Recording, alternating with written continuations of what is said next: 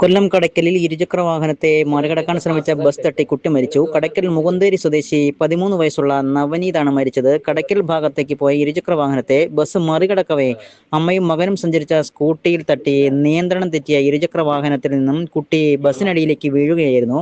Bus കുട്ടിയുടെ തലയിലൂടെ കയറിയിറങ്ങി. കുട്ടി സംഭവ സ്ഥലത്ത് തന്നെ മരണപ്പെട്ടു. അമ്മ സന്ധ്യ മറുസൈഡിലേക്കാണ് വീണത്. വീഴ്ചയിൽ നിസ്സാര പരിക്കേറ്റു. കുട്ടിയുടെ മൃതദേഹം കടയ്ക്കൽ താലൂക്ക് ആശുപത്രിയിലേക്ക് മാറ്റി.